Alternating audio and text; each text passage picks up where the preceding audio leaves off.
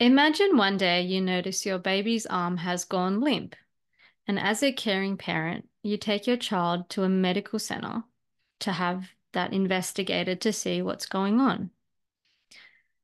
The medical staff take your baby away from you, and next thing you know, you're in another room being interrogated by an officer. You're being accused of abusing your child, and then your child is placed into foster care. Imagine fostering a baby at 6 months old, raising them in your family with your own child, who is a sister to that child as well. And one day, when they were 10 years of age, the social workers come along and tell them to pack their bags and that they're going on a small trip. But that child is taken away and never returned and placed in a foster center filled with 12 other children. And that child loved you and your family and vice versa. And you fought hard to get that child back and lost your business. Imagine your daughter one day disclosing to you that whilst she was staying with her dad, your ex-partner, he had inserted a knife in her bottom, shoved his rude parts in her mouth, and made her drink yellow, white, yucky stuff. Your daughter tells you this, and in complete shock and horror, you take her to the police station where she reports this to a police officer. That report is then escalated into court. However, the police officer and all those involved claim that you coached and groomed your child to say this. And then that child is ripped from you, dragging and screaming, crying and begging and clawing at the walls and the windows of the car, not to go back to her abuser. But she's given and placed in full care with her abuser and told that she made that up. These are some of the accounts that Dee McLachlan, who I have with me today, has shared in her new book called The Child Protection Racket. In this book, Dee shares her experiences with high-level child trafficking in Australia, which she witnessed when trying to help innocent mothers, fathers, and parents who were targeted by a system that profits so much off one child in foster care.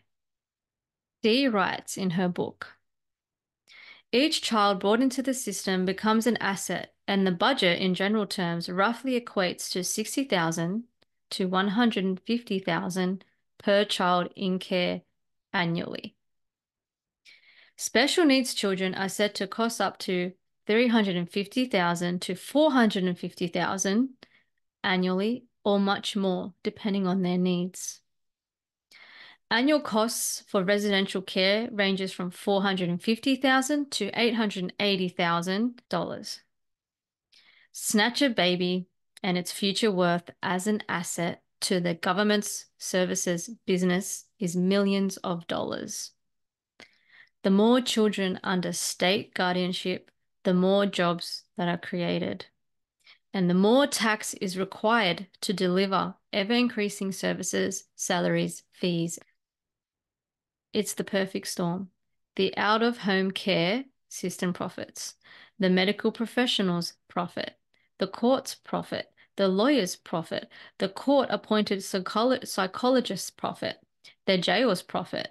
The police profit. And of course, the government profits as the multinational corporations providing these products and services work with them to ensure the legislation protects them all from being exposed. The child protection system is a business specializing in child removals on a mass scale. I feel this is the most imperative to address, the most important to talk about and do something about. Because as Nelson Mandela said, our children are our greatest treasure. They are our future. Those who abuse them tear at the fabric of our society and weaken our nation. Dee, you have sacrificed so much of your money, your time, energy, and resources to help so many caught in this racket. Tell us about your journey and what led you to where you are today. Oh, thank you, Dee. So I was born in South Africa. It was an apartheid regime. And so I was very, very cognizant when I was growing up.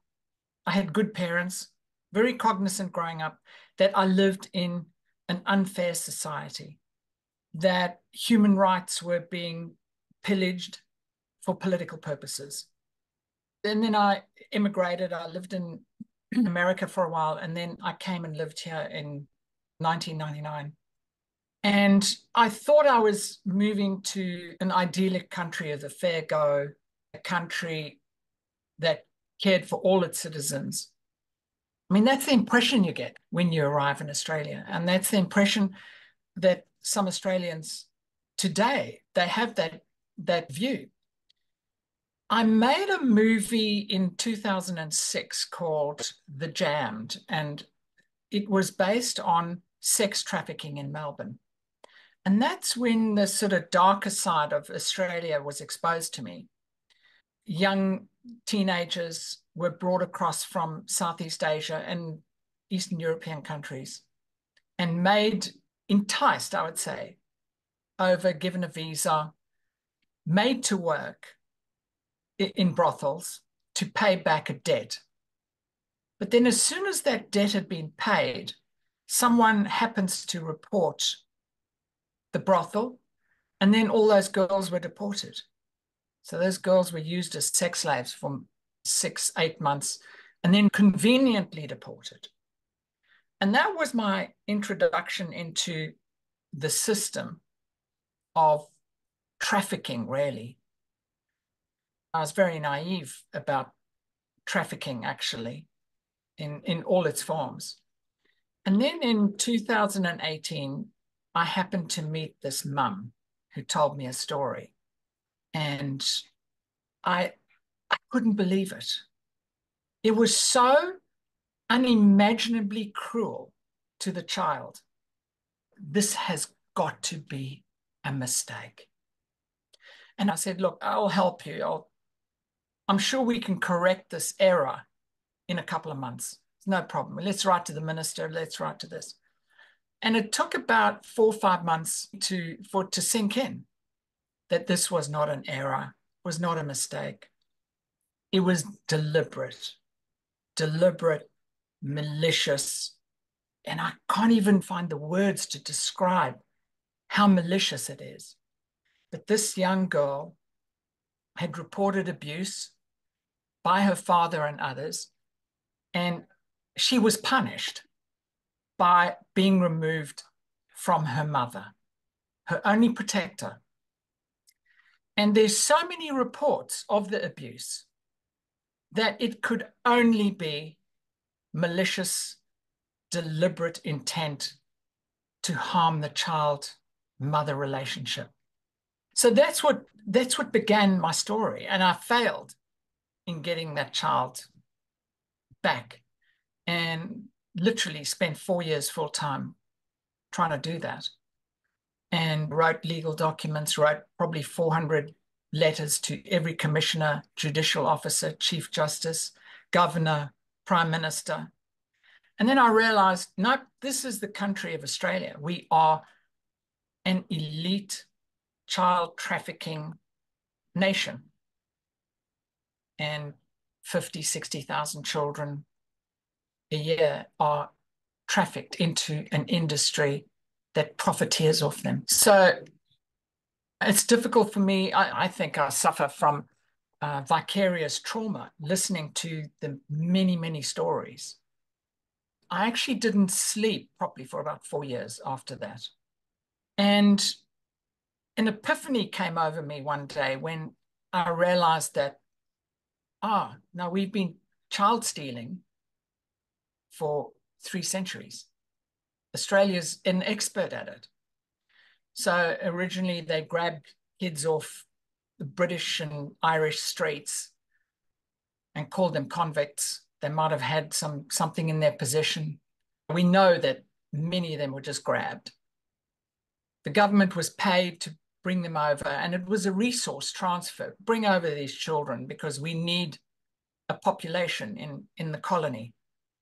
And so Australia was paid to do this. So they brought these children over. Brutal conditions. I think that ended in 1868. The convict children ended in 1868. 25,000, I think, were shipped over. And then, oh, lo and behold, 1869, the laws change, and it's a long name, but it's basically, it was modified to the Aborigines Act. And then they started stealing Aboriginal children. Now we know we can call that stealing because they admitted to stealing a generation, 80 years, or it was about 100 years of stealing Aboriginal children. Mm-hmm. And when that started to die down in the 60s, the foster care industry began blossoming. Now, I'm absolutely positive that there were many good people that wanted kids out of residential care, out of orphanages, out of whatever, and tried to foster them to good parents. But as I've written in the book, the road to hell might have started with good intentions. And I've spoken to many foster parents that have also been ruthlessly dealt with by the system. And initially I thought, well, it's just a couple of bad apples. But as more cases appeared, I go, no, this is not bad apples. This is a cultural system, a frequency that people are brought down to act in the most horrendous way. And I suppose we go back to what is humanity? What is our species? And possibly the success of the species relies on a strong mother, specifically mother-child relationship. And of course, it's enhanced by the father as well, a good father, good parental relationship. And when you deliberately sever those bonds, which they do, the example that you gave about the baby with a floppy arm, I know several cases with a floppy arm. And it's done with such intent, such deception. And we know there are specific pediatricians working in hospitals that make a business out of this. They remove, in one case, I think 18 kids in 6 weeks, 18 babies.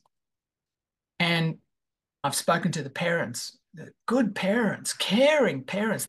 Their life was to make a family. And now the one mum has had a second baby, and they came to fetch that baby too. There are no grounds for it. And so I'm sort of left speechless and wondering, what journey have these people put humanity on? Because they are absolutely a social destructive mechanism to disrupt the brain of a child, to sever the bonds of children. And the science is well known. You do this and you will leave the child's brain to suffer lifelong negative consequences. So it's insanity. But yet not a single member of government, there are one or two now, that will put their hand up and be brave enough. So that's it. That's a summary. Reading your book and all the facts that you present in there, it's crazy to think that people struggle to believe that the government is corrupt. With everything that's provided, everything that we're seeing, not even in this sort of scenario, but in other scenarios too. And I remember when I first heard about Senator Bill Heffernan's speech about the 28 convicted pedophiles, a group of friends of mine and we went out into the city, Sydney CBD. We had a screen replaying the speech. We were handing out flyers. We were getting people to sign a petition. Yeah. And I remember people looking at us like we were a little bit crazy. Yeah. Yeah. And we're like, but can you see that screen there? Can you see that that's in Parliament? Can you see that's legitimate? Yeah. And even some people said to me who knew me, you don't have kids. Like, why are you doing that? And I was like, I don't need to have kids to have a heart or to have a soul. Because that could have been me. That could be anyone. So I'm finding a lot of people are turning a blind eye, and it amazes me sometimes why that is, but it's a really huge elephant in the room. It is. It is totally. When I analyzed the court processes, I came to the realization that something else is going on. So, for example, you have a court, a children's court somewhere, Mm. and I can recount many cases of exactly the same scenario where the mum is self-representing and presents the facts, the evidence of child abuse, and it's not from her, it's from her child. And there can be a police officer that lied about the evidence, that concealed the evidence, and yet the whole court seems to be caught in a matrix to not want to believe this mother. Maybe they do. And the question I've always wondered, do they believe the mum and they're acting against the child deliberately? Are their brains kind of hypnotically switched off through some kind of frequency? And many parents have said, look, the children's courts are like black magic. You go in there and it's a dark place where there's no justice. I call them star chambers, and for good reason. It's along the Salem witch trials. You're damned if you do whatever it is, you're going to lose. Mm. And I see that over and over again. Evidence does not apply. Hearsay. Some of the psychiatrists, psychologists, family consultants are so corrupt, are so mentally corrupted that their reports read like a horror story, because you can't imagine a professional writing such garbage. I've sent a report to a great psychiatrist friend of mine. He studies psychiatry, and he goes, this person should never practice. This person should be reported. I did report them to APRA, but of course they're protected. It's a protected species. The magistrates are protected. The social workers are protected. And we took a social worker to court for perjury, for lying. She misquoted the child and said the child does not want to go back home and live with the mother.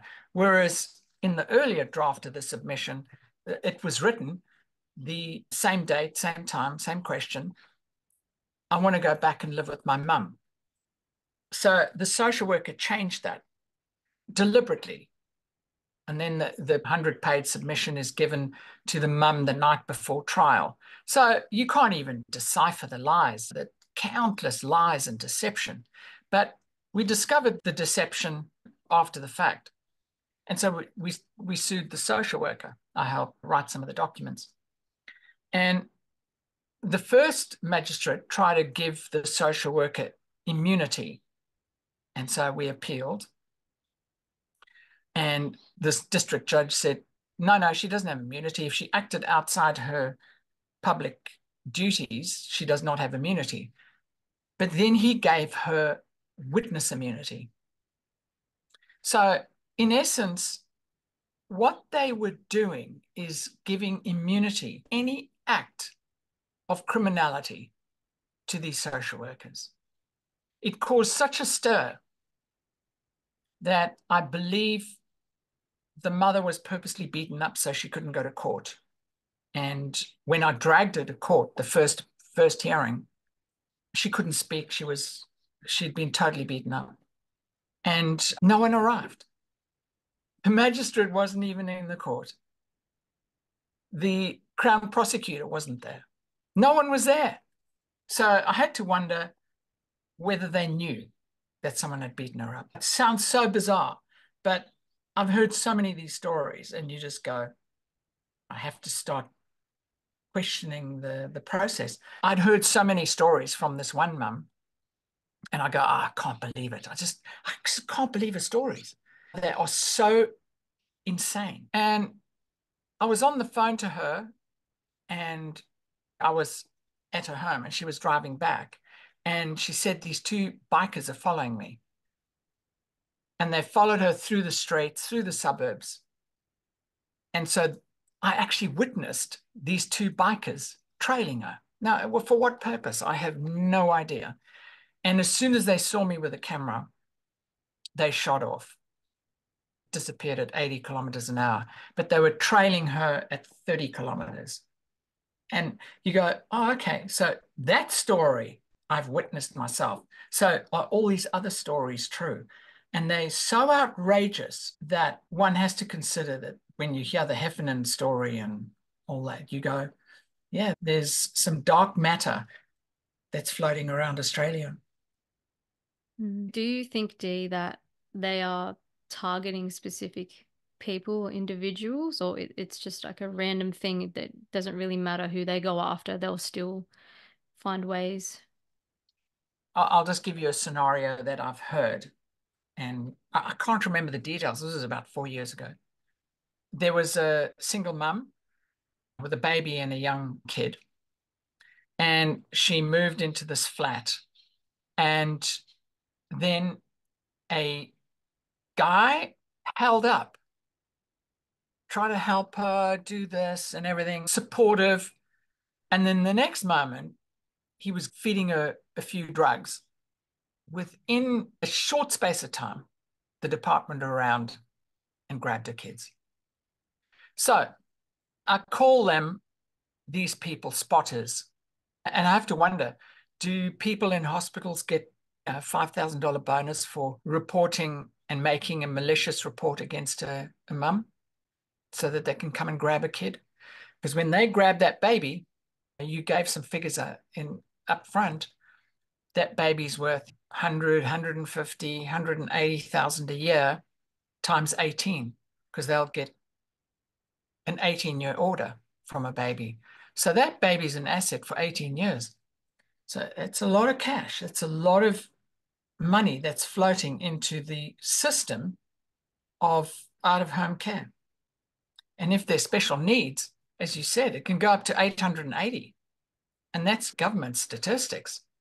So is it a true trafficking business where there's spotters in various places that catch vulnerable parents? And I've heard so few parents ever getting their kids back. It's a system that just destroys society. And it seems like it's designed for you to inevitably lose. Even the lawyers who you were paying thousands of dollars to help you, they're even afraid to go against. Yeah, it's a classic case of the vulnerable get offered legal aid. The legal aid lawyers will rarely fight the system, really, really fight the system. They don't want to lose their career paths. The report writers, the psychiatrists and the psychologists, they don't want to be left off the gravy train. So they're writing reports that facilitate what the department wants. And you can see it clearly in the writing. They come up with the most garbage accusations against the mother. You know, the mother has some strange disorder. I mean, there's one mum who was a whistleblower, and they had her on their books. She was an anti-vaxxer, and when the baby was 7 months, they grabbed the baby, vaxxed the baby, and then took her to a psychiatric hospital. Of course, they had nothing against her. And so she got her baby back. And then her life carried on. And then 4 years later, she made another report of corruption against the government. And of course, they had her number. She was a client or a past client. And so they came with a police unit and they forcibly took her little boy away. And then they forcibly handcuffed her. They apparently bashed her in the head as well and took her off to a psych hospital. Now, it's a very complicated background, a really complicated history. Every one of these cases, you could spend a week trying to decipher the detail. What happened then, when, and what, who said this and what. But she recorded much of the interaction. So she recorded, she was dragged off to the psych hospital, and then the psych doctor came round and she was recording. So I've listened to that recording and it's mental because the psych doctor just says, oh, look, you've got psychosis. And she's very calm and she says, but you've only met me for less than 2 minutes. No, but you believe the government is corrupt. So you're delusional. Now, one has to consider, okay, so every state and federal government have all these anti-corruption bodies that are all busy dealing with corruption cases.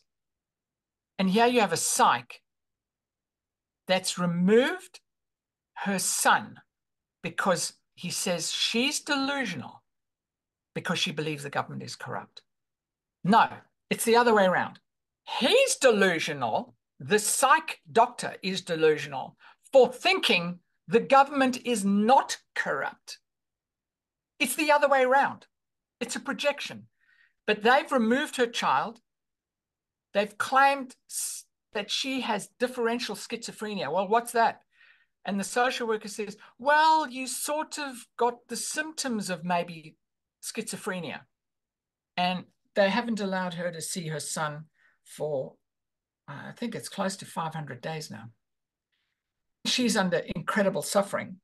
But you go, what is this little boy of 4 or 5 going through? Well, I heard reports, I don't know if they're true, that he was self-harming. He's in foster care. He's not allowed to see his grandmother. This is brutality and vindictive maliciousness on the scale of 100 when the scale only goes to 10. You talk about the slave trade, or you talk about them grabbing slaves. There's no difference here. There's no difference. They used force. They used a police force and the courts. So the story goes on, and I've read and heard further. So she stood up in court and she said, the department is trafficking my child. There's no reason they are holding my child. And was very outspoken and challenged the magistrate with the human rights treaties and the political rights treaties, that everyone has a right to their freedom in this country. The magistrate didn't like that, and so decided to award her a litigant guardian. So the magistrate not only allowed her son to be taken, the magistrate denied her presenting a defense. Didn't like the way she was talking to the court. So she got a litigant guardian, and I've read all the litigant guardian stuff, and the litigant guardian says, I'm managing this mother's case and I will do what the department wants. This is on a scale of corruption that you can't even fathom. So when you're concealing the names of 28 high-profile pedophiles, the reason they didn't expose them in the Wood Commission was they said the public would lose confidence in the judiciary. Well, we've lost confidence in the judiciary when you steal children from parents unwarrantedly or unlawfully. It's just as simple as that. This is a child stealing game. And when you look at the structures they have in place, there are just so many traps. For example, the parent loses the child, and then obviously they're going to be traumatized from that. Obviously, they're going to be emotional, upset, and then claim mental health issues because of the response of losing their child, which is completely... I know. This is the Understandable. insanity. There was one mum who actually committed suicide. The Pastor Paul was trying to support her. And there've been other cases too. And I can just imagine the court going, you see, Your Honor, we were correct. The mother was unstable. They murdered her. They murdered her, basically. Mm. And they are the experts at gaslighting. If you challenge the department, which I know one mum challenged the department, and then they go, you're not going to win your children back by using fancy words. And the mum says, no, that's the way I speak. Sorry. And what I'm trying to get to grips with is the concept of, is this a few bad apples? No, it's across the board. It's almost like these people that get drawn into this industry, firstly, are maybe chosen or promoted because of a specific attitude and way of dealing with parents and children. But also, I have to think it's kind of like a frequency. They get drawn into a hive mind kind of frequency where it's completely acceptable. I've heard these recordings. The child is screaming, please, no, save me, save me. And the child has locked himself in a little room and is calling the cops and say, please save me. There's some cops here coming to take me away. And the cops hook themselves into the policing unit and go ahead, take the kid. You can't, there's no help available, no help. Maybe I should digress and just tell you about Graham Bell. I'm sure he won't mind me telling the story. His daughter had some problems, and so the department were after his grandson.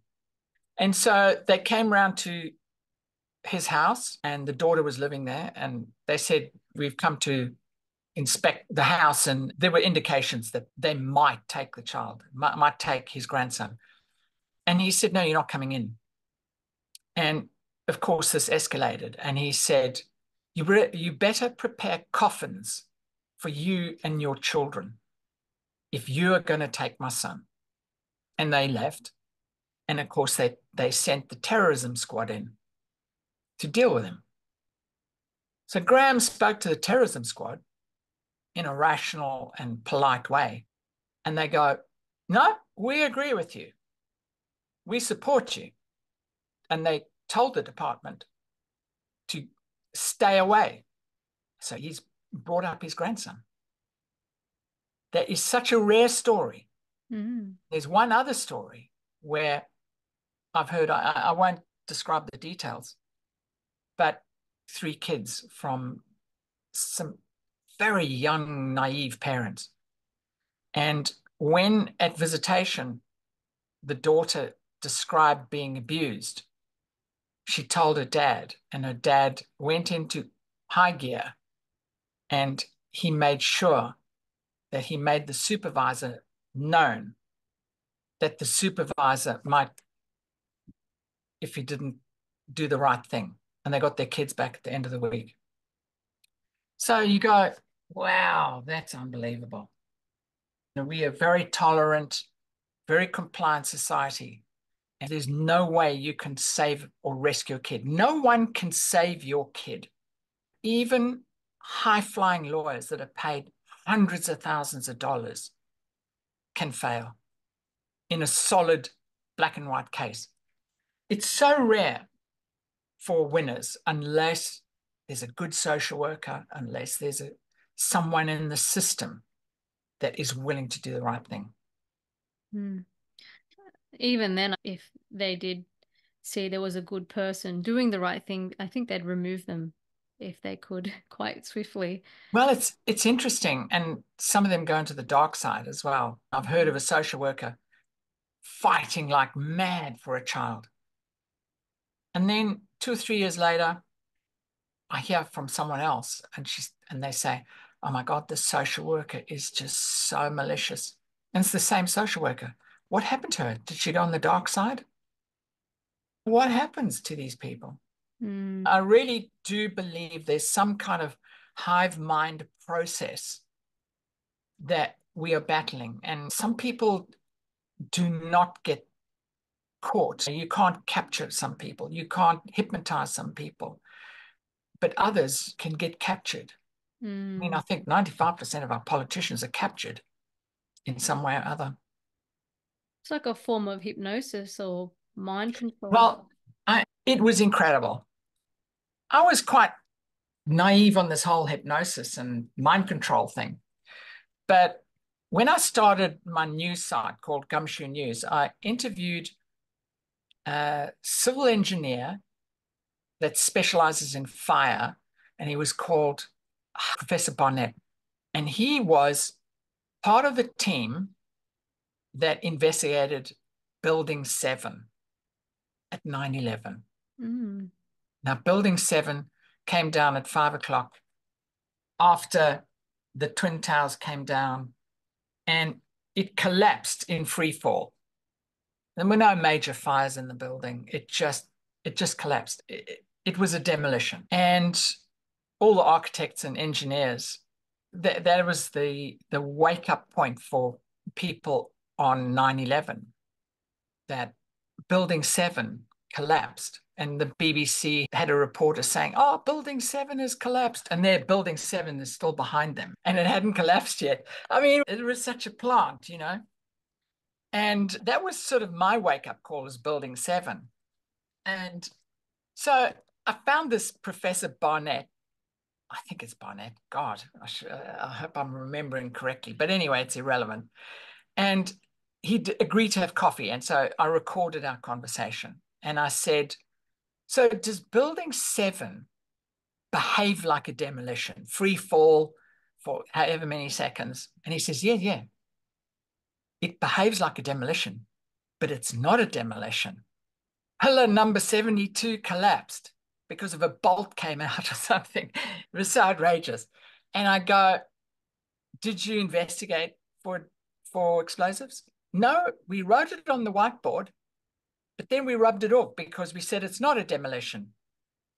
So I said, "Well, if it looks like a duck and quacks like a duck, could it be a duck? Should you investigate that it was a duck? And maybe you could just do a swab test like you do at the airport with the explosives involved." "No, it wasn't necessary because it wasn't a demolition." And so I said, "But it's got all the hallmarks of a demolition." And he goes, "Yeah, it does, but it wasn't." This was a circular conversation for about 5 minutes. And I realized his brain had a switch. He'd been hypnotized, and a switch had gone off in his brain to say it wasn't a demolition. And my conclusion in the article was, someone in that room, like Darren Brown, I don't know if you've seen any of the hypnotist Darren Brown stuff, he could hypnotize someone in 3 seconds. That's incredible. Someone hypnotized that meeting room and they rubbed it off the board and they never investigated it. So I challenged him. We went in the circular argument for about 5 minutes. And then he said, "Look, for all intents and purposes, it could have been men from Mars." And I go, "Yeah, you're brain dead. You're absolutely hypnotized, brainwashed, whatever. Someone brainwashed you. They've switched a part of your brain off. And I think some people are very vulnerable to that." Mm. You know, when you watch these really good hypnotists, they can do anything they like to you. You know, Mm. it's an amazing program with Darren Brown going through and hypnotizing a young lad to do an assassination. And he wakes up from the hypnosis and he doesn't even realize he's gone through this whole saga shooting a famous actor. I can't remember the actor's name, but on stage. And he was basically emulating what could have happened to one of the Kennedys. Mm. That it's so easy to hypnotize someone to do something for you. And so I think there's some kind of form of mass hypnosis, hive mind processing, because I can't believe all these people, and some would be parents, to act so maliciously against children. This just doesn't make sense. Mm. If they are doing it with sane mind, then humanity's got a problem because it's so anti-human what they're doing. And so there are forces at play that manipulate our society so maliciously. Mm. Yeah, and there's a lot of anti-human agendas that we can blatantly So see. many. So shouldn't come as a surprise for people. No. Yeah. In some ways, I think everything that is happening and unfolding in today's world is anti-human. From the woke agenda to the electronic agenda, we're living in this electronic soup, to, oh, there's a virus. Okay, it was their virus, but the weapon. And to tell us to do everything that you shouldn't be doing. So, you should have got outdoors. You should have had vitamin D. You should have stood with bare feet on the ground. You should do this, you should do that. Everything that is good for you is forbidden in some way. Oh, take ivermectin. No, that's banned.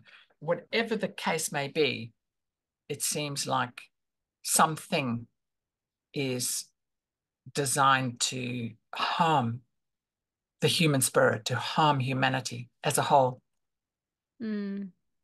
Yeah. And I truly believe that when you target children, Mm, you weaken a society. You weaken totally. future generations. It's a very strategic attack on civilizations. Yeah.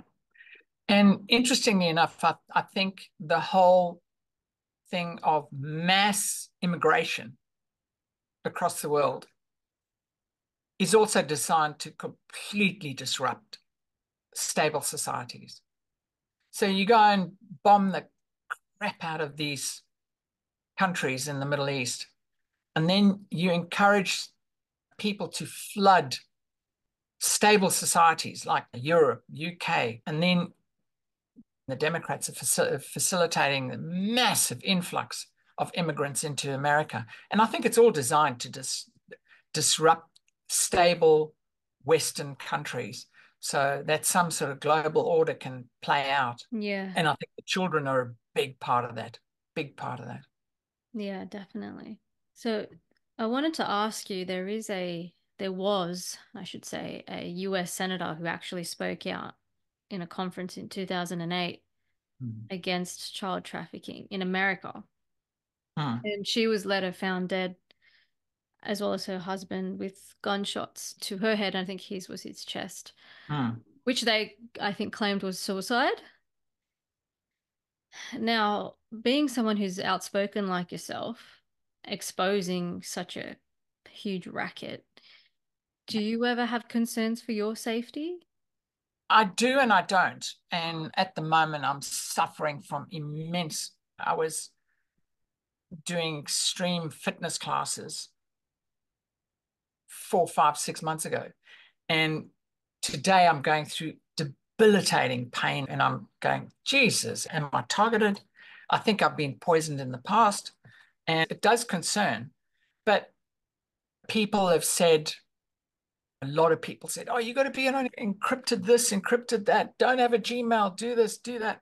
And my view is almost the opposite. I just walk up to the cop station, the local St Kilda police station, and say, oh, look, he has a document. I would love you to prosecute Brett Sutton for denying proven medical drugs that help COVID, and he's harming people. And I think all my correspondence is so open and honest. It's like I've got nothing to hide. I'm just saying, just stop perjuring yourself. Just tell the truth. There's nothing to hide. But I think there's so many people speaking out now as well. But every now and then I do go, oh my God, have I been targeted? Because at the moment I'm racked in pain, which is interesting. Hmm. I don't know what it's caused from. There was one lady you mentioned in your book where she was targeted by some sort of electromagnetic device. Yeah. And that's the only conclusion I could come to. It's worth putting out there because maybe other people have suffered that. So she had visitation in the department. So that means you go into a little room that's monitored by social workers or psychologists. They watch through a one-way glass on how you behave with your child. And so she'd been doing this for 3 years with her young daughter. And she was squeaky clean.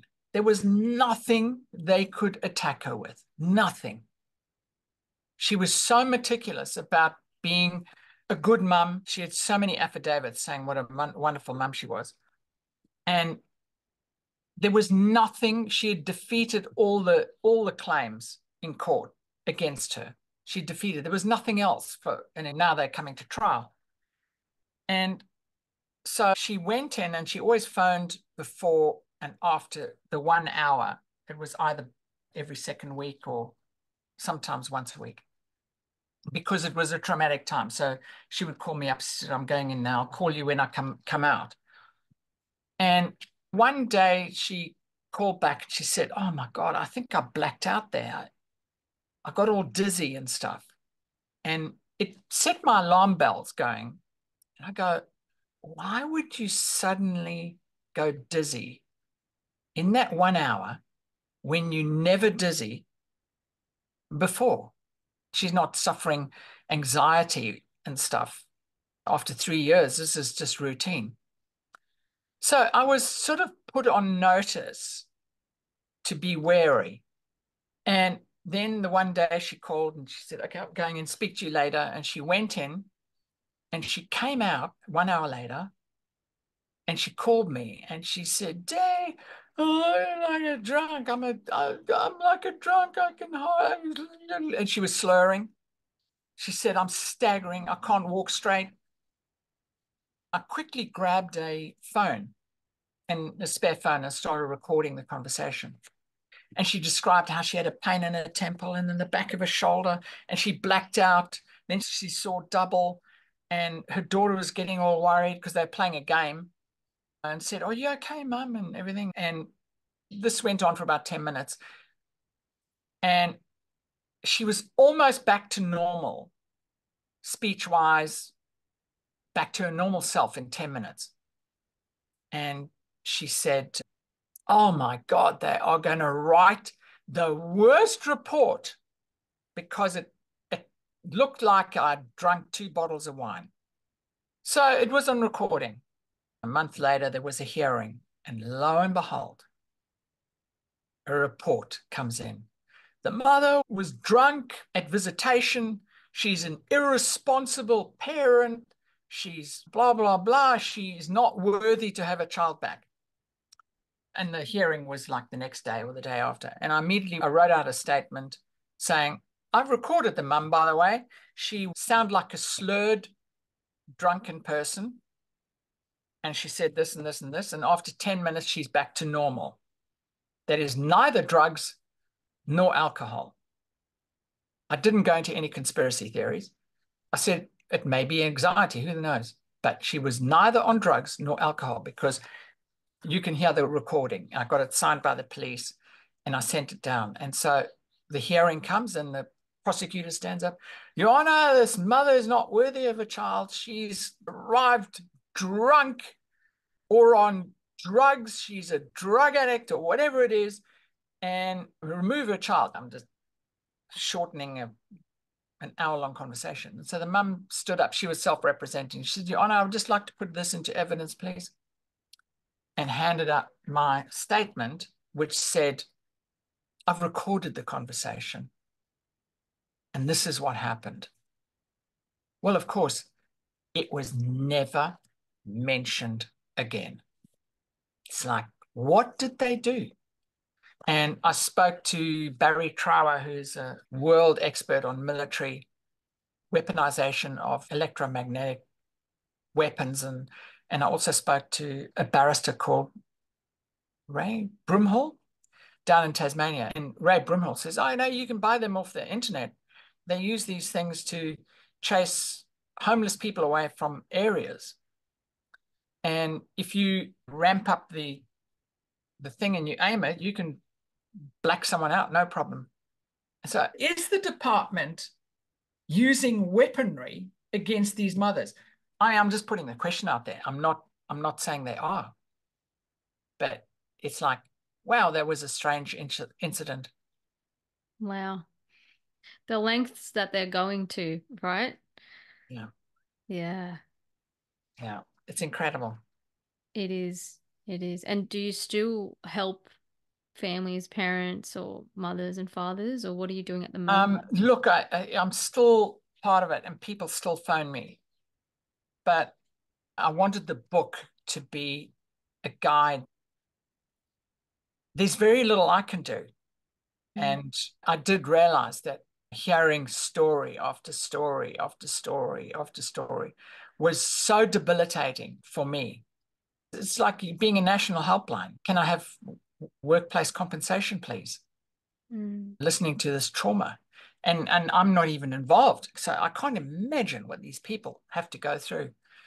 But I'm trying to be on a bigger purpose to get it publicized where it's not trying to help one person, but trying to help combat the system.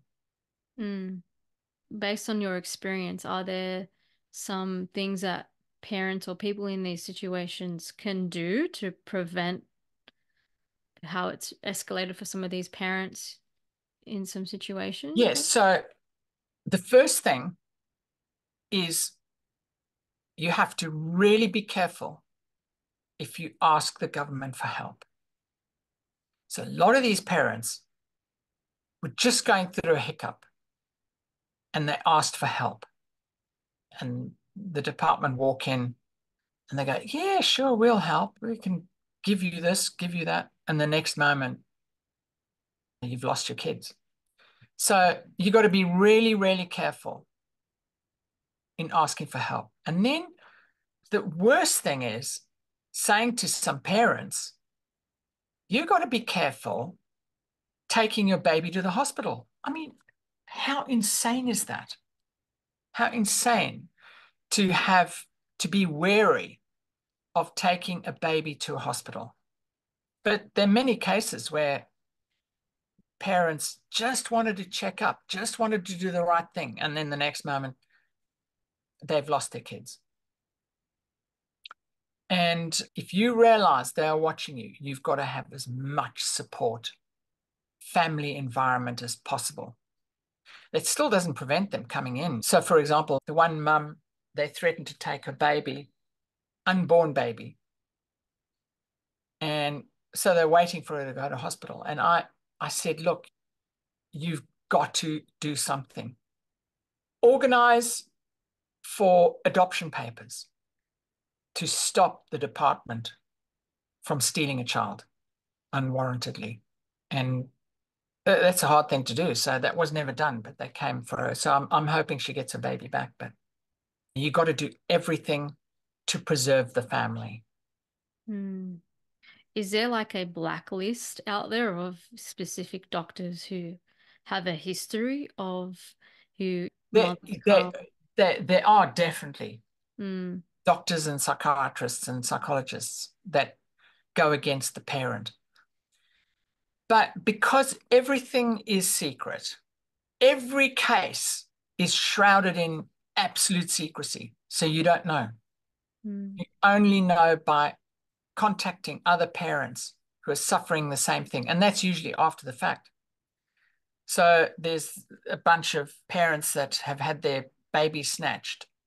And in comparing stories, they found out that it was the one doctor in one hospital that was just maliciously writing reports. And I have to wonder whether she has a bank account in some island somewhere.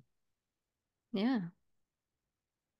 Yeah, some sort of incentive Yeah. to rip Or these. she's got a serious mental problem. Mm. I mean, I actually do believe a lot of the magistrates and stuff. I've read some of the magistrates' judgments, and I go, these people have got social and mental problems if they want to participate in humanity. Mm. Sir James Mumby, who said you got to be extremely wary in taking a baby from a mother and putting it into foster care or whatever, because you're changing their life for the next 80 to 90 years, that baby's life. You're altering it completely, changing its destiny, you know? Yeah, 100%. And Oh, another thing that I've noticed, which proves that the safety of the child is not really considered, is in some situations you do see parents who are actually negligent, who are actually dangerous, violent, and no one's come to take their kids. I But hear this all parents, the time. yeah, parents. A mum will call me and say, I was born to be a mother. I love my little girl, little boy so much, I would give my own life for that child. And they came for such frivolous reasons. And the reasons could be anything. But across the road is this absolute drugged out parents. They are feral. Their kids are wild. They don't get looked after. The social workers know about them. They don't come after them. And you go, what the hell is going on? Mm, And some of these parents literally will fight to the death to get their kids back. And eventually they get broken. mm, The system's extremely cruel. Imagine going in to a court and every second sentence, the Crown prosecutor in his fancy suit, who's getting 30, 40 grand a month as a retainer, is saying, Your Honor, the mother is a danger to the child. She has delusional tendencies. Your Honor, the mother is a proven danger to a child. We cannot put a child back with her. It puts the child at risk. And you go, hang on a moment. Why aren't you reading the 10 affidavits from people who've known this mother since she was born, how great a mother she is? No. And you mm. go, wow, these people take the cake. These people should never, ever be near children, deal with children, or have children. I remember distinctly the case of the foster child who was pretty much raised as their own, and that child was ripped away. And I think the social worker or the person who did that said something like, you showed the kid too much love. Yeah. And I'll tell you another story. I don't think I wrote it in the book. Mm, Another foster mum called me up and she was looking after three young siblings, 2, 4, and 5. I can't remember the exact ages, but siblings that were very close. And the same thing happened. Emergency removal. Now, I've heard that you get a $30,000 bonus when you do an emergency removal. wow. So, maybe if they're 3 kids, you get 30 times 3. Who the hell knows? The bonuses in this. Anyway, they came and they tried to grab the 3 kids in a half-hour notice. And this foster mum had the support of the biological family, the biological aunt, the aunts, the biological whatever. They all supported this foster mum. Mm, There was something wrong with the mother, or whatever happened, I don't know. And they were glowing about this foster mum. And this foster mum really cared for them. So they grabbed the 3 kids. Well, the little boy fought so hard mm, to stay and not be taken that he had to be taken off to a clinic for medical attention. wow. So they were taken to a foster home, another foster home, and they fought so hard. They were so belligerent and so determined to get back to their mum they knew of, that was their carer, the foster mum, Mm, that they decided to drug them. So they drugged them. The 3 little babies fought so hard consistently, even though they were drugged, that they go, well, the only solution here is to separate them. And they separated the siblings. The foster mum did what she could. She was told, you gave them love. instead of what they need. And she was fearful because a social worker had said, look, you challenge us, we'll take your house. We'll clean you up. There were threats to her. We'll clean you up. So she backed off and she didn't want a story public. But I mean, no one knows who she is. Mm. And I've disguised the story a little bit. But when I heard that, I go, my God, I wonder what happened to those 3 little babies. You'd have to be demonic to act in such a way. Especially when you see the child wanting to stay, wanting to be with the parent, crying, screaming. If you had any Yeah. logic, any heart, you'd see that kid is happy where it is. Yeah. Just, And there's a video in England which was public, it was broadcast on because people go to jail for publicizing this stuff, the names. But in England, there's an amazing encounter of this young teenager saying, no, I want to stay at this house. I want to stay with this family. And the cops are all there. They're trying to talk her into it. And she says, no, I want to stay. And then they eventually drag her out. And she's saying, don't grab me. Please leave me alone. You know, and you just go, why are they doing it? And it's uniform across the states. And he mentioned Nancy Schaefer, the Georgian senator that got murdered. She described it as a child trafficking industrial complex. And her speeches are amazing. And so I'm saying nothing new, really. It's all been said. mm, Pastor Paul Robert Burton, he's done a lot of videos, excellent videos on it. And there's some good advocates. But you're beating your head against a really tough system. yeah. The other thing I was so amazed and I learned reading your book was the fact that when you go to police to do an investigation, they tell you, no, it's for the courts to address because it's in court Hmm. now.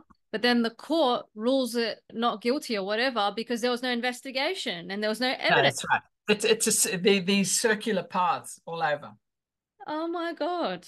So, Negligence, absolute negligence. yeah, and the family court is really a culprit for that. They don't want to deal with sexual abuse. Mm.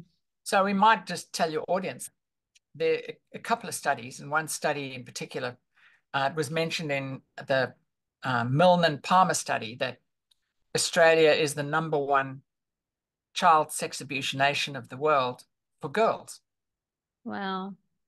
And so we're the gold medalists. We won a lot of gold medals for swimming. The girls did. And we hold the gold medal for child sexual abuse too. Amazing. It's just like you can't make this stuff up, you know? Yeah. And many people living here are so ignorant to it. They think this is the lucky country, really, when right Mm. underneath our noses, kids are being trafficked Yeah. and things are happening, things that people can't even comprehend Yeah. to these kids. Not just sexually, they're being harvested in other ways. Yeah. After several years of this, I had sort of like an epiphany one night, and I go, maybe this is just the human journey. Maybe humans have to go through this for some learning or other, you know, for humanity's learning. I have no idea, but surely there's a better way of running societies. Are there any things in place at the moment? Like I know Russell and Patrick, they started Australian anti-pedophilia party. Hmm. Is that having any traction or any success with any? No, that's quite historical. Mm, And I actually think they were targeted, right? So they were Southern Africans. They were from Rhodesia, Zimbabwe. And they started the anti-pedophile party. And then they were asked to help this one mother that was on the run. mm, Then the AFP tracked them for quite a long time. I don't know for how long, but they mm. tracked them.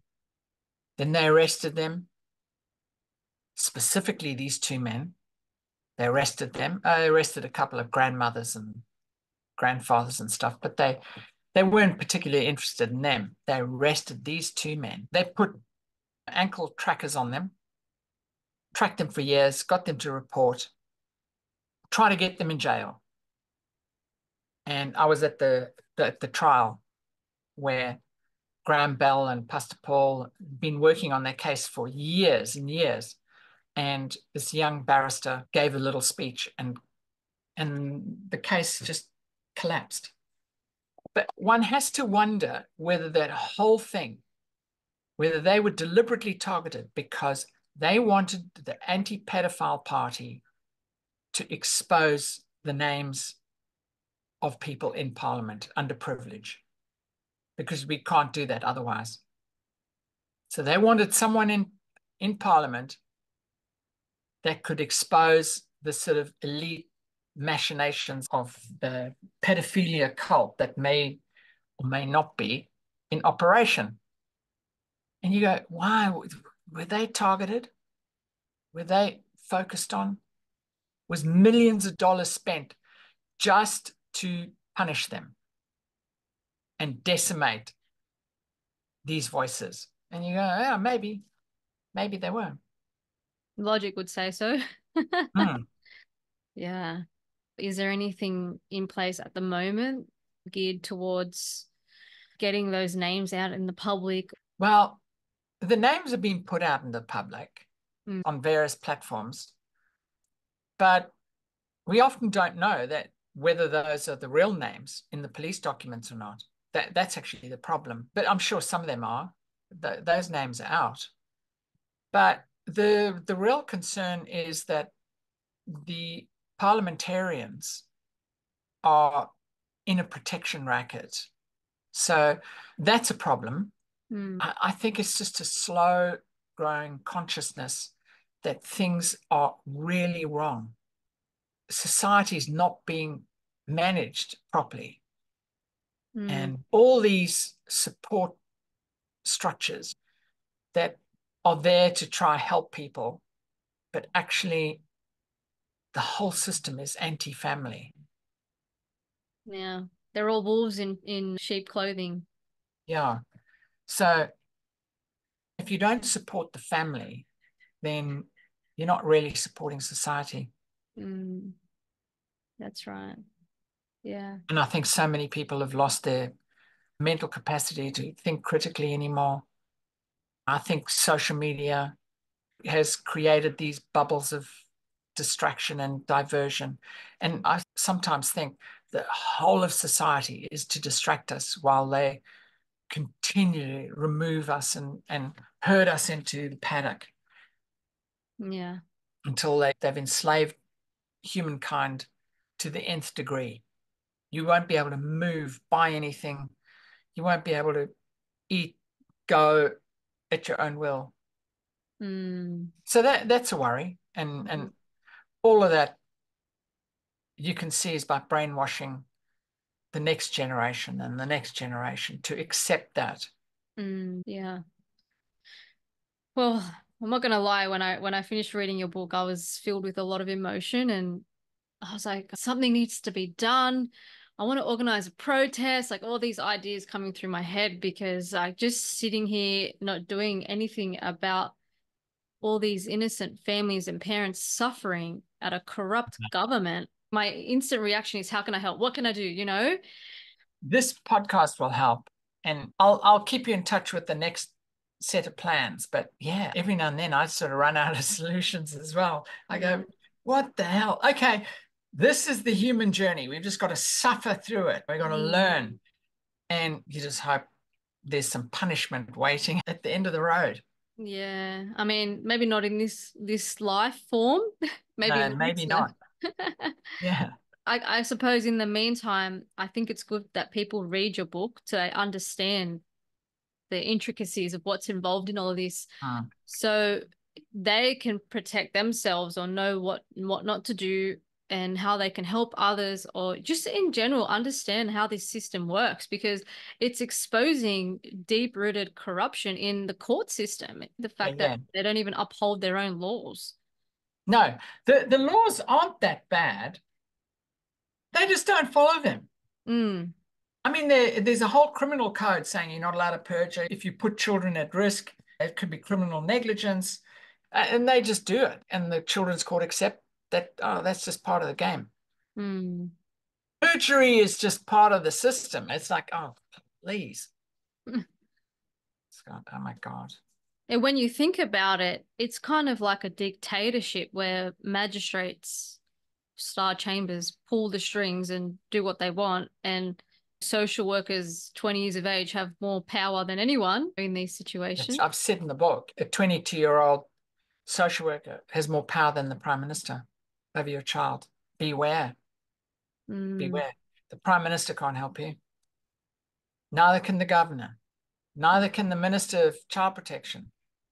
I'm sure the Minister of Child Protection has nothing to do with child protection. Yeah, and I think it's important to also share the fact that when these people have been contacted via email or whatever, they've blocked people. I think it was was it the doctor who was contacting Yeah. the protection? The Yeah. doctor wrote to the Child Protection Minister explaining exactly what happened. And they just blocked his email. And I think 5 times. Five Yeah, times. And they yeah, kept blocking each different email. yeah, That's blood on his hands. yeah. And like you say in the book, instead of saying, look, I have no control or power over this, you're just admitting that you're complicit. And Well, that was blood on Di Farmer's hands, I think, Minister of Queensland Child Protection. But I have to say here, when you think of a pedophile, you mainly think of the male gender. Yeah, kitty fiddlers and all that. But as I've explained in the book, 80% of social workers in this field are women. There is an army of women that are maliciously targeting women, mothers. Unbelievable. When you read these documents, you can read a 30-page judgment and it sort of makes sense. The mother displayed dangerous things and blah, blah, blah. But when you know the person, when you've read her submissions, you go, none of this is true. Hang on a moment. None of this is true. And then you sit back and you go, someone steals your car, you get bloody furious. You know, right, fucking thief or whatever it is, you get furious. If someone stole your house, it would be unbelievable. It would be on 7:30 report. These people conned this old man of a house. It's worth $1 million, blah, blah, blah. When someone steals your child, you're not allowed to talk about it. It is secret. So they can steal your very blood out of your veins and you're not allowed to talk about it. You're not allowed to go anywhere. You can go to the minister, but they probably get thousands of these letters all the time. Are they served gag orders when it comes to those situations? They can talk about it in Parliament, but rarely do they. They don't. I'll describe one letter that I got. So I sent a 60-page document to the Attorney General. I sent it to the Minister of Child Protection. So I sent the 60-page legal statement providing the evidence of sexual abuse, using the police affidavit to display their own corruption. There were notifications of other reports from teachers, doctors, and everything about the sexual abuse. And I said, please investigate this. This has to be investigated. This has to be rectified. Here's all the evidence. So months go by and I get a letter back. Well, the police have already investigated it and the department have already investigated it, which is nonsense because they won't investigate their own corruption. And so I'm sorry, the case is closed. And then they say the next paragraph, so that's one paragraph. And the second paragraph is, because it's from child protection, they say, if you suspect any child is at risk of being harmed, please contact crisis care line. And I go, hang on a moment. I've not given you suspicion of risk. I've given you solid evidence, 60 pages of it, of solid evidence of sexual abuse in the most egregious way. It's from doctors, teacher, the kid itself, the police officer's own affidavit said, no, there was no sexual abuse. But then she supplies the transcript. She had to supply the transcript in her affidavit, which describes all the abuse. You can't make this stuff up. And so I go, who are these people? They've got no brain left because they're telling me if I suspect risk, I must report it. So this is not suspicion. This is 100% reporting of sexual abuse. So that's the first illogical statement. And then the third illogical statement is, this has obviously been distressing for you. So if you feel you need to support yourself, and this is obviously highly distressing material, so you can phone Lifeline, and then they give you the Lifeline number. And this is back to me, the reporter. Mm. So I go, you guys are so off the planet. I've given you 60 pages of the most compelling evidence. And you've said to me, oh, it's distressing, obviously. So phone Lifeline. And by the way, if you suspect there's risk, please call this number. Mm. So, I've called that number many times, crisis care line, and I've reported the department of abusing children by the mere fact they've removed the child. So the government is the prime abuser of children in the country. And the classic comment is, well, yeah, the child was highly distressed when we removed the child, grieving for its parent, but the child is now happy and stable in its new placement.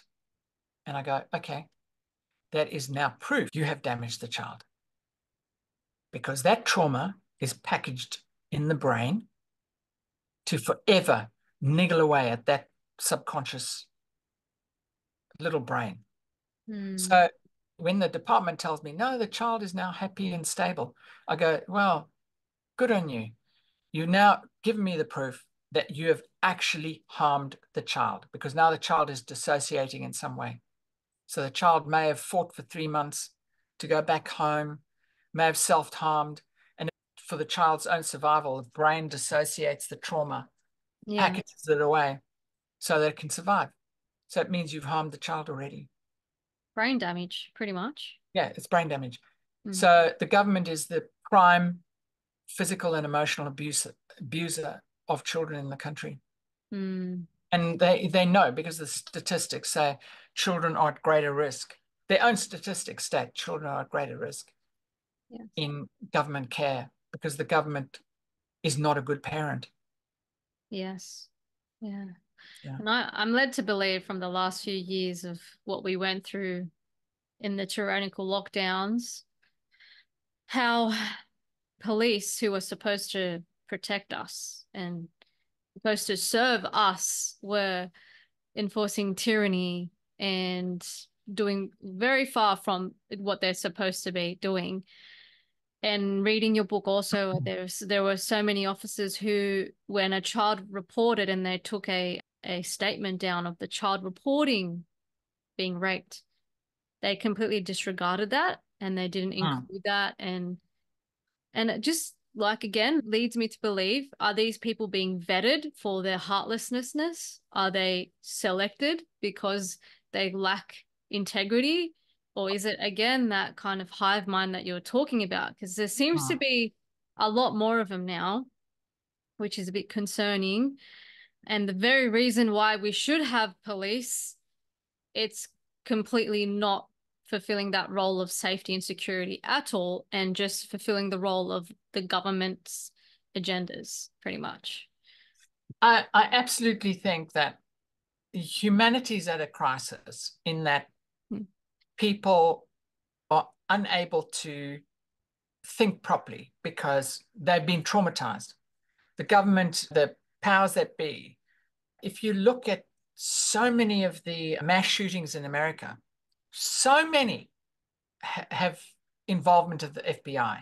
It's almost like they just need to keep traumatizing the public. Bang, with this shooting, that shooting. And so the brain just gets in a constant state of trauma. And then you can do what you like with the people. It seems they have a similar tactic where there is trauma or some sort of event, incident Mm. happens, and when the person is vulnerable, then that's when they go in, that they're seeking Yeah, that vulnerability. And that's seems to be how they do it. yeah, no, definitely. I listened to some sort of commentators talk about when they were young, when Kennedy was assassinated. And they said they played that assassination over and over. It was just constant. So the whole nation was in trauma. Mm. And then all sorts of things you can do anything you like. And it's the same thing with 9/11. After 9/11, they had this traumatized public. And then they just brought in whatever laws they decided to bring in. When we're too distracted over the Yeah, yeah. trauma. Yeah. And I think the whole bioweapon thing in the last couple of years, it's like, what are they preparing for? Is Mm, that just like a beta test? You wonder what was the real purpose behind that? yeah. Anyway, I know you've used a lot of your own money and resources to help a lot of people. Do you have any financial support or any kind of funding coming through to help you do what you're doing?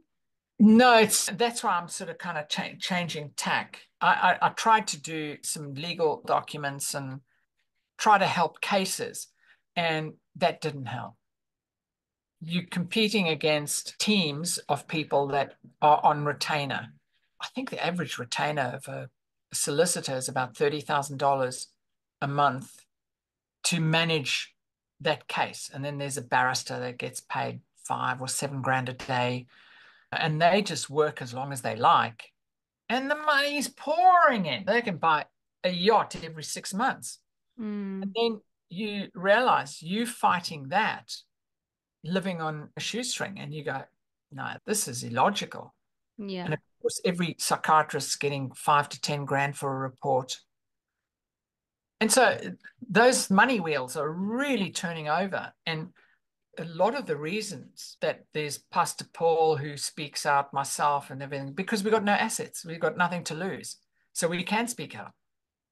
Whereas the couple that you mentioned, the one foster couple that try to get their kid back earlier on, they lost their business fighting the department. The department made sure that they went down the tubes, decades long family business. Mm, Suddenly their clients weren't willing to be with them anymore. And it's like, wow, what happened there? And so they lost their business. And so that's been one advantage of not having very much is this, I could say what I liked. you don't have much to lose, yeah. And I remember one case, and this is Gumshoe News, we wrote about a Chinese Canadian. I didn't write the article, but one of the contributors on Gumshoe wrote about this Chinese Canadian. And it was an article of questions. Did this guy interfere with the Queensland election? Because he was running the computer systems and stuff for the election process. So a little bit like Dominion, but not. And so I got a letter, a very harsh letter from some high flying lawyers in Brisbane saying that there's been defamation and we want a payout. So I phoned Graham Bell and Graham goes, okay, write this. Says, well, look, I'm indigent, but I look forward to going to court with your client so we can prove through discovery how squeaky clean he is, if he's this upstanding fella. And of course, the case went away very quickly. But the author was very worried Mm. because she's a homeowner. Ah. Right. And so I said, no, don't worry. Gumshoe published it. So, but that's the thing. As soon as you got assets, Jesus, they're so quick at shutting you up, you know? Mm. Yeah, I think in the last few years I was very outspoken Mm. and I felt in a way I had nothing to lose. I don't have kids that they can take off me. You Yeah. know, I live with my mom. I don't own a house. So, Yeah. Yeah. and I realized that I was like, I could see a lot of people who were fearful to speak out. And I was like, oh, I understand that now. That's okay. You do the stuff behind the scenes. I'll be the Yeah. face, Yeah. like it's all No, good. that's right. No, it's absolutely true. Um, that's so true. Yeah. Yeah. Well, thank you so much for your time, Dee, in Oh, sharing look, that. thank you. Thank you for listening. No Thank problem. thank you to the audience as well. Yeah, I'm sure they will, I don't know, go through a few sets of emotions like I did reading your book, but it's something we really need to raise awareness. And I want to share your platforms and even to purchase your Yes, book. gumshoenews.com and Okay. the childprotectionracket.com. Okay. Awesome. Yeah, Yeah. I'll yeah, put that thanks in a lot. the description so people can find that. Okay. And I'm very passionate about this. And I honestly I was losing a bit of sleep just knowing what's going on out there to innocent people and children. And yeah, if there's anything I can do, I will Yeah. do my best. So Okay. All yeah, right. Thanks so much, Dee. no problem. Okay. All right. Lovely talking with you. You too.